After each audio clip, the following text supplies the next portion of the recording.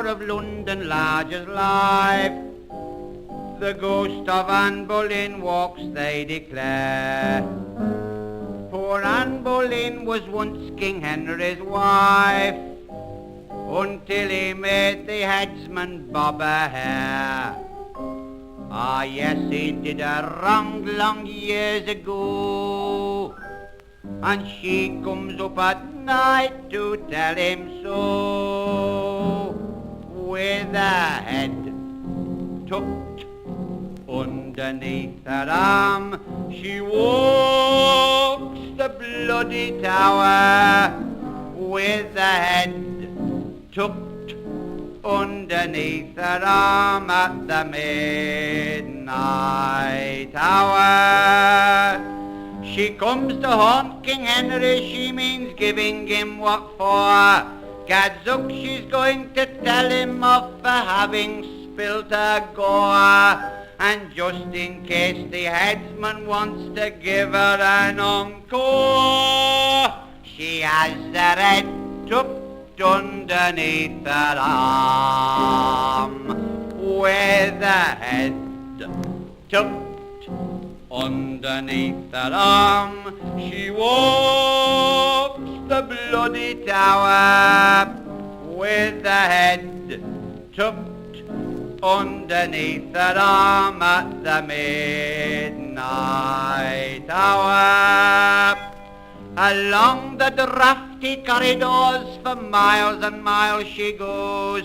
She often catches cold, poor thing. It's cold there when it blows, and it's awfully awkward for the Queen to have to blow her nose, with her head tucked underneath her arm.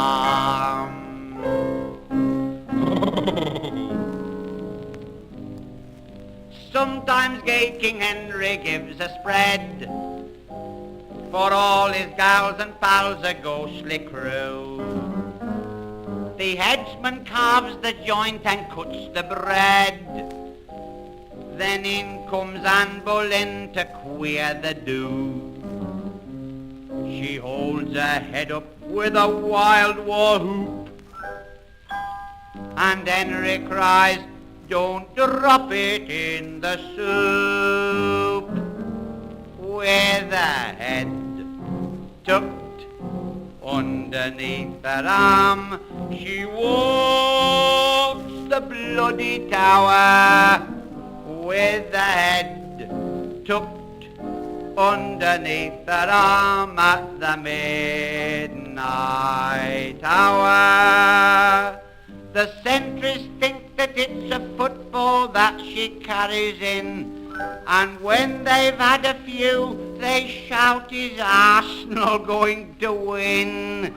They think it's Alec James instead of poor old Anne Boleyn, with her head tucked underneath her arm, with her head tucked underneath her arm. She walks the bloody tower, with her head tucked underneath her arm at the midnight hour. One night she caught King Henry, he was in the canteen bar. Said he, "Are you Jane Seymour, Anne Boleyn, or Catherine Parr? For how the sweet San Fairy Anne do I know who you are? With your head tucked underneath your arm."